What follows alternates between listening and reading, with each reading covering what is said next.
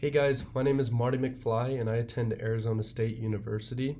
For my English 102 class, we have to choose a TED Talk video and reflect on it and how it will impact me after watching it. For my video, I chose the 30-Day Challenge by Matt Cutts because it piqued my interest within trying new things beyond my limits in my life. In this video, Matt proposes a routine or habit that can be developed and executed within 30 days. So let's begin the video.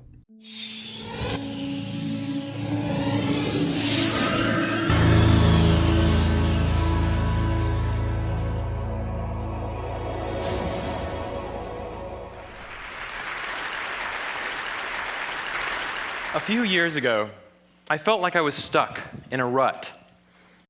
Okay, so I already noticed that Matt approaches the stage in a very calm and orderly fashion, but nothing too extreme to drive the audience away from him. Along with his attire, Matt seems to be pretty laid back and calm.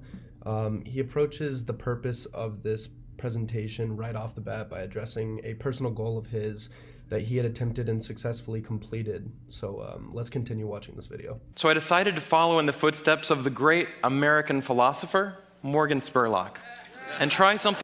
So right here, Matt introduces a well-known example to gauge the audience into listening. Actually pretty simple. Think about something you've always wanted to add to your life. So Matt just approached the audience with a rhetorical question that will get them thinking about a challenge that they want to add to their life. And try it for the next 30 days. It turns out 30 days is just about the right amount of time to add a new habit or subtract a habit, like watching the news, from your life. There's a few things that I learned while doing these. Right here, Matt uses a PowerPoint slide that displays what you can add or subtract from your life in 30 days. These 30-day challenges. The first was, instead of the months flying by forgotten, the time was much more memorable. This was part of a challenge I did to take a picture. So Matt realizes while doing these challenges, the time becomes much more valuable and memorable rather than wasted on other things that he would not remember. Sure, every day for a month. And I remember exactly where I was and what I was doing that day. I also noticed that as I... In this part, Matt shows the audience the picture from his gallery while he was in the middle of one of his challenges. Matt claims that he remembers what he was doing and where he was at and what activity he was doing that day. Started to do more and harder 30-day challenges, my self-confidence grew. I went from desk-dwelling computer nerd to the kind of guy who bikes to work for fun.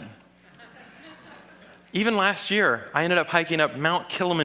So Matt's self-confidence grew and made him more motivated and engaged with his daily activities. I ended up hiking up Mount Kilimanjaro, the highest mountain in Africa.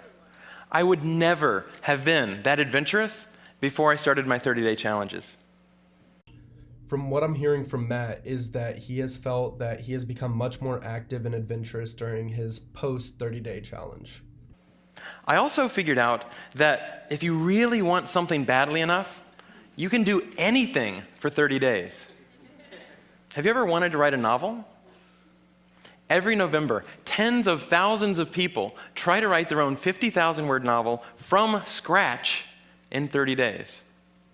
It turns out, all you have to do is write 1,667 words a day for a month. So I did.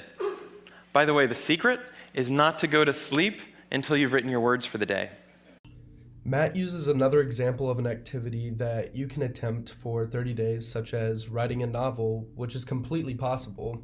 You just need to set daily goals to accomplish it.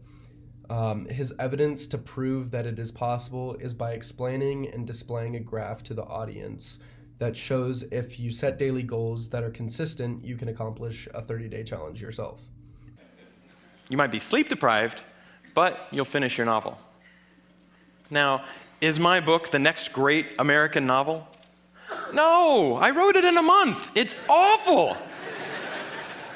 But for the rest of my life, if I meet John Hodgman at a TED party, I don't have to say, I'm a computer scientist. No. If I want to, I can say, I'm a novelist. In this part, Matt approaches the situation by explaining that the challenge does not need to be completed perfectly by any means.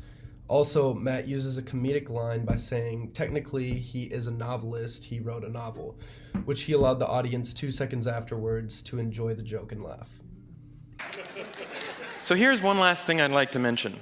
I learned that when I made small, sustainable changes, things I could keep doing, they were more likely to stick. Matt explains that small changes are much more sustainable rather than bigger changes, which makes it harder to accomplish. There's nothing wrong with big, crazy challenges. In fact, they're a ton of fun, but they're less likely to stick. When I gave up sugar for 30 days, day 31 looked like this. So here's my question.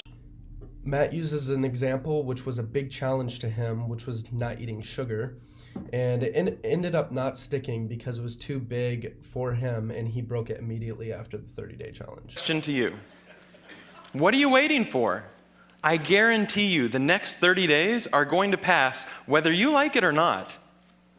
So why not think about something you have always wanted to try and give it a shot for the next 30 days?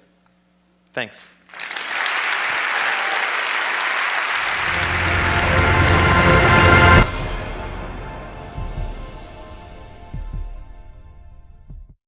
At the end of the video, Matt asks one last rhetorical question, which is, what are you waiting for? Matt then acknowledges that 30 days will pass whether we like it or not, so he encourages that we try something new within those 30 days. In conclusion, the overall video was filled with motivation and encouragement. Personally, as a viewer, it even made me feel like I could accomplish a challenge within 30 days. Matt uses very good examples throughout the video, along with personal stories and live evidence. In general, the video was very motivating and inspiring to me as a college student. Alright, so that is all I have on my response to this TED Talk video. So thank you so much for watching. Please like, comment, and subscribe to my channel, and I will see you all next time.